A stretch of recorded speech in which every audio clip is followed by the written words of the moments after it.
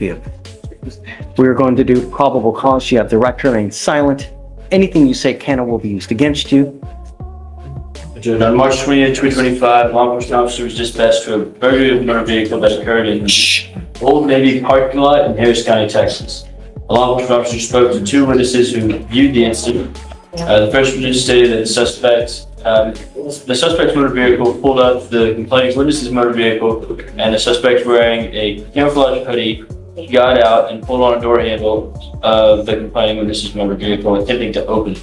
Hold on tight. Juan Jose Serna is facing the judge once again, and the list of accusations keeps growing. It all starts calmly in the courtroom, with the judge confirming Serna's identity. But things quickly take a turn as yet another burglary charge is introduced, this time involving a car break-in at an Old Navy parking lot. Eyewitnesses didn't miss a beat. They say they saw someone in a hoodie trying multiple car doors, then driving off, only to circle back around the lot like something out of a video game. It's suspicious from the start, and things only get worse from there. That set off the alarm of the motor vehicle, and the first witness advised that the suspect got back into a car, drove off to another area of a parking lot, parked and waited for the alarm to stop alerting. The first witness stated that once the alarm stopped making noise, the suspect jumped back over to the complaining witness' motor vehicle, parked, and the suspect in the passenger seat got out and was able to make entry into the complaining witness's motor vehicle. The complaining witness advised that she was walking up to her motor vehicle when she saw a Hispanic male wearing a camouflage jacket sitting in the driver's seat of her motor vehicle. The complaining witness stated that the suspect saw her walking up, jumped out of her motor vehicle, got into the passenger side of a waiting vehicle with an unreadable plate, and one witness describes seeing Serna's vehicle pull up before a man in camouflage jumps out and tugs at a car door. The alarm shrieks, and just like that, he bolts. But that's not the end of it. Moments later, the car returns. This time, a second guy steps out, and unlike the first, he manages to break in. That's when the real twist hits. The car's actual owner arrives on the scene, only to find someone inside her vehicle. She watches, stunned, as one of the suspects jumps out and sprints to a waiting getaway car. Everybody then heard the male tell the driver, "Go, go, go." Another law enforcement officer advised he was patrolling when the gold Tahoe that the suspect was observed in passed him at a high rate of speed. Traffic stop was initiated, and the law enforcement officer was able to send pictures from the witness showing the suspect motor vehicle leaving the location to another law enforcement officer who was able to verify the suspect's motor vehicle. After further investigation and search of the suspect, a camo jacket was found in the rear seat and a flat-pointed screwdriver consistent with the tool that would be used to break a lock on the complaining witness's door. It was both that were attempting to B&B. Yes, Your Honor. Yeah. The defendant is the registered owner of the vehicle, but the motor vehicle was displaying a counterfeit tag that did not come back registered to So Mr. Serna is the one that owns the Tahoe? No, I apologize, Your Honor. Mr. Showdown is the second. Looks like the second individual that was in the driver's seat whenever the complaining came out. A gold Tahoe is spotted speeding off, and officers waste no time giving chase. The pieces start falling into place quickly, matching. Vehicle descriptions, witness photos, and when they check inside, a camouflage hoodie and a flathead screwdriver, tools that practically shout "car thief." Back in court, things take a brief pause. The judge raises a crucial question. Who actually owns that SUV? Turns out, it doesn't belong to Serna. Yet, he was the one found sitting inside it when police moved in. Is not the owner of the vehicle.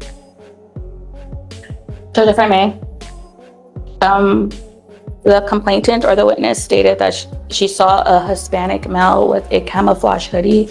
When they were pulled over, there's two people in the vehicle. The camouflage hoodie was not on my client, so I'm saying that there is no probable They cause. have both of them in the car, being car.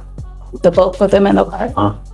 That's what, according to you, right? Yes, Your Honor. Both individuals. We're in the car attempting to. I have the Because I thought it read that one person wearing a camouflage hoodie was in the car. That was the second one. So the first person goes in, gets out, And then that's when the other one goes in. And then at that point, the complaining witness comes up and tells them to take off. Mr. Cerna, let's go through your stuff. Theft of wire or cable. He argues that since Cerna wasn't wearing the camouflage hoodie when he was arrested, maybe he wasn't the guy everyone saw. Maybe it was someone else. But the courtroom isn't convinced. 2 suspects, same getaway vehicle, right there at the scene. Add in the stolen items and tools found inside, and it's a tough story to shake. The judge breaks it down. The first suspect tried the doors, set off the alarm, then left, only to return with backup.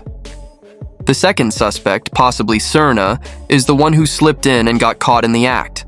It's like a handoff, theft in 2 stages. Theft, trespass, evading arrest, burglary of a motor vehicle, theft, assault of a family member, attempted burglary of a motor vehicle, burglary of a motor vehicle, theft, third, burglary of a motor vehicle, unauthorized use of a motor vehicle, evading arrest in a motor vehicle, burglary of a motor vehicle, assault, possession of marijuana, robbery, felony theft, assault, a prior, now a felony, another felony assault, unauthorized use of a motor vehicle, tampering with a government record, felony theft, unauthorized use of a motor vehicle, and now open, you have unauthorized use of a motor vehicle, felony theft, burglary of a motor vehicle, and... The judge pulls up Cerna's full criminal history, and it's a jaw-dropper. We're talking theft, assault, trespassing, evading police, burglary, tampering, possession, the list goes on. More than 20 charges stacked over the years, and this time, the judge doesn't sugarcoat a thing. He questions out loud how the community is supposed to feel safe when someone with this kind of record keeps ending up back on the street. You can feel the shift. This isn't just courtroom routine anymore. Possession of a criminal. What on earth do we need to do to keep our county safe? It's a rhetorical question, but I don't know what on earth we need to do to ensure that our county and our cars are safe.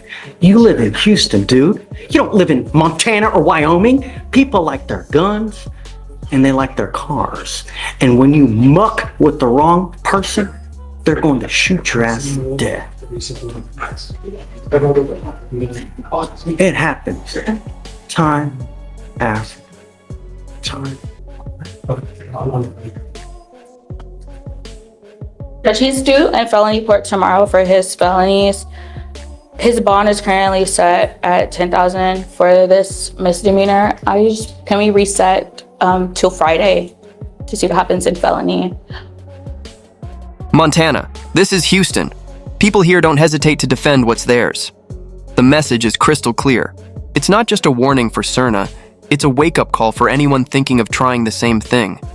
Tampering with someone's vehicle in Texas isn't just a crime, it's a gamble with your life. The judge's tone sharpens with every word, the weight of experience behind it. You can tell he's seen how this story ends, and too often it doesn't end in court. It ends in tragedy.